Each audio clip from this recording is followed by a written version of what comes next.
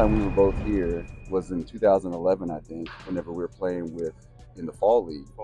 And at that time, we weren't really the highest on the totem pole there. Although for our teams we were, but there were guys there throwing 100 miles an hour, and it was me and you closing out games. Yeah. Guys that were throwing low to mid 90s. What do you attribute that to? Like, what do you attribute that mindset that allowed guys like me and you to be in a position to high leverage situations over guys that probably had more talent than us? I think it's just the competitive nature, right? I think some guys have it. I think some guys don't. I think some guys, like, no matter how talented they are, for some reason, like when they get into the situations, like that competitive mindset sometimes can either like overtake them or you take full advantage of it. Like, I've always felt comfortable in those situations, probably the same way you did. You know what I mean? Like, I'd rather have the ball in a one-run game in the ninth than a one-run game in the sixth. You know what I mean? It's just, for me, I don't know what it is. Like, throughout my career, throughout minor leagues, whatever, I just felt more comfortable in that ninth inning or the eighth inning or whatever when the game's tight, opposed to any other situation. I'm sure it's probably the same for you. 100%. Like, I think that started from a young age for me. Like, I think it took a extreme situation like that to get the best out of me, because I felt like I needed that stimulation, and some guys can't really handle that. So is it opposite for you? So like, if you're in a game where you're winning by 5 or 6 runs or losing by 5 or 6 runs, getting some work in, how do you go through those situations?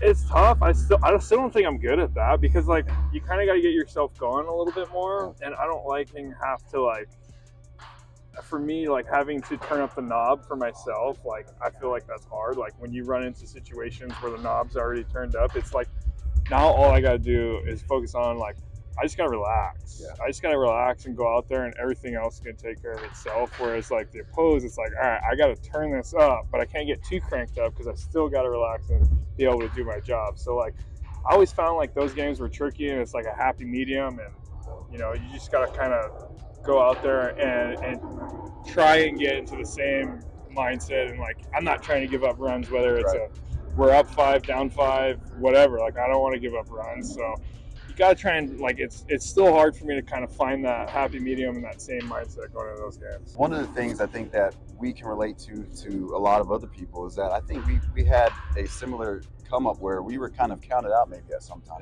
Whenever I was a little kid, people looked at me and were like, oh, look at this little guy.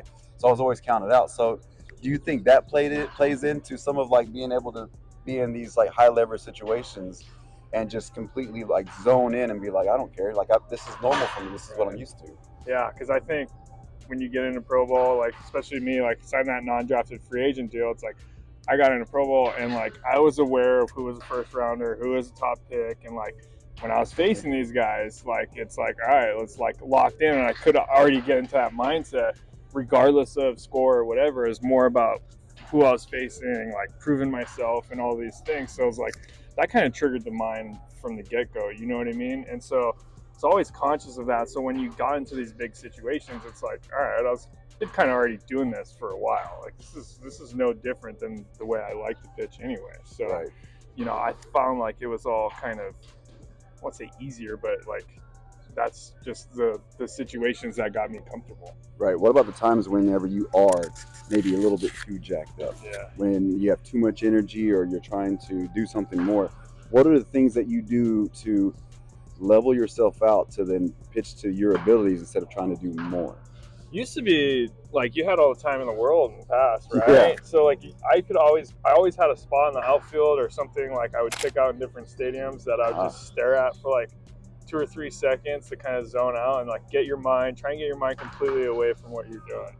And then you come back to it and it's like, all right, that's kind of like a reset, I guess. Right. So I haven't really like, I've been toying with things like, you know what I mean, to try and quicken it up. But like, if you feel rushed, then you're kind of working against it too. So that's something I'm still trying to work through with the new clock and stuff like that. Yeah, I think like, if I would like some advice, like I think I would try to implement that in my training, and then like when I'm working out here, I would try to like always keep a rush tempo at some point, but also still, one of the keys for me was be where your feet are. Yeah. Hear the crunching of your feet, because if you're there, you're not worried about the last pitch or the error or the score or the situation or whatever. Be where your feet are, and then practicing that within your workouts so that you're training for those situations. Because again, one of the things I used to like to do is like, all right, take a little walk around the mound, look around, say, realize that, hey, this is just a game, like calm your nerves, whatever it is. But you no longer have that luxury anymore, right? So yeah, there's certain things I think that has to be implemented like during like spring training and practice and like off the field things. But man, I'm super happy for you. You're coming up on 10 years, and to see your journey, to see someone I relate to watch the come up. You're an all-star. Like, it's amazing to see, and I'm looking forward to seeing you pitch this year and hopefully many more years, man. I appreciate it, AJ. Yes, sir. It, buddy. Thanks for doing this, man. Yeah, always. Yes, sir.